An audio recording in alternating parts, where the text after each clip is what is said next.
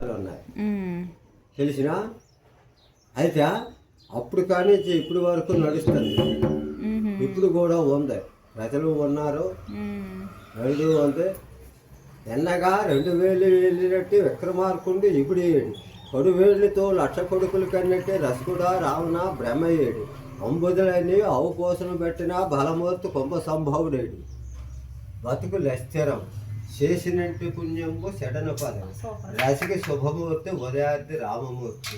ఎన్నగా 2000 సంవత్సరాలు పరిపాలించాడు విక్రమార్కుడు. ఆ చరిత్ర చెప్తారా? చెప్పలేదు.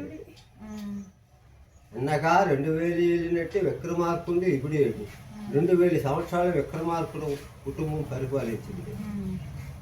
ఆయన ఉన్నాడు, ఆయన లేడు. పోలే ఎన్నగా 2000 వెళ్ళినట్టు విక్రమార్కుడు.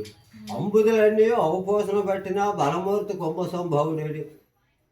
అచిరుబాహ తుచురుబాహ అని సముద్రాలు కుంట్లోని తెప్పించుకున్నాడు కుంభ సంభవుడు. ఆనున్నాడా? బతుకు లస్థిరం చేసినట్టు పుణ్యంబు చెడన పదవి రసిక శుభమూర్తి ఉదయార్థి రామమూర్తి. రాముడు పరిపాలించాడు, కృష్ణుడు పరిపాలించాడు. వీళ్ళిద్దరికే చెప్తాను. అంతకుముందు ఎంతమంది పరిపాలించారు తెలిసిన? శుభచక్రవర్తి పరిపాలించాడు తెలిసిన. ఆ చరిత్ర కింద పడాడు. అది బయటికి తీయడం చెప్పడం తెలుసును, అందరికీ తెలుసును. గ్రంథాలు ఉన్నాయి, అది తీసి పారేయడానికి కాదు, ఉన్నాయి, అది చెప్పరు. రాముడు కృష్ణుడు వీళ్ళిద్దరే పరిపాలించారు. వీళ్ళే భగవంతుడే దండం పెడతారు. రావణాసుడు గొప్పవాడు తెలిసిన. రాముడి కన్నా గొప్పవాడు, కృష్ణుడి కన్నా గొప్పవాడు. అవి దండం పెడతారా? ఏటి కాదు, ఏటి కాదు. ఎత్తుకొచ్చాడంటే ఈ చేసిన తప్పు పని. ఈ తప్పు తెలుసుకోవాలి, ఈ తప్పు చెప్పరావు, అది చెప్పుతారు. రావణాసురుడు 9 శివాలయాలకి 9 లింగాలకి ఆత్మపూజ చేసేవాడు మహానీయుడు. ఎక్కడ కూర్చొని ఒక లింగం మీద పుష్పం వేస్తే 9 లింగాల మీద పుష్పాలు పడింది. శివభక్తుడు. సీతాదేవి కిందికి పోయిన సీత ఎక్కడ పుట్టింది? ఎక్కడ పుట్టింది? భూమిలోనే అక్కడ పుట్టింది. శ్రీలంకలో పుట్టింది. సీత పుట్టింది నాయన అని చెప్పారు భటులు, సేనాధిపతులు, మంత్రులు ఉంటారు.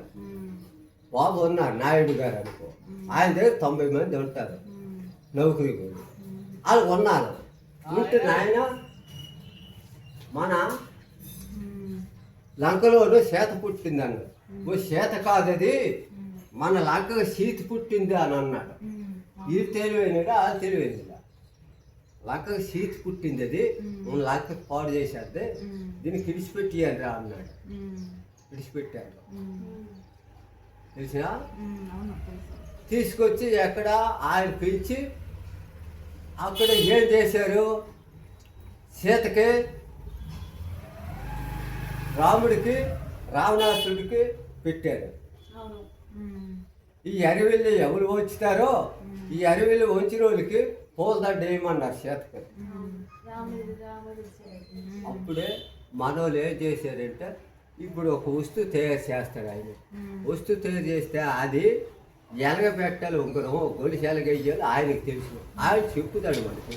చెప్తే ఆయన చెప్పినట్టు మనం వేసుకోవాలి, లేకపోతే తెలియదు కదా. అలాగా అడవిలో ఎవరు తయారు చేశారు? మనుబ్రహ్మ తయారు చేశాడు. ఆ కిటికీ ఎక్కడ పెట్టాడు? ఈ రాముడికి చెప్పాడు, నాయన ఫలా దగ్గర ఇలా పట్టుకొని ఇలాగంటే ఆ అడవిలో లొంగుతాడు, లేకపోతే అని చెప్పాడు.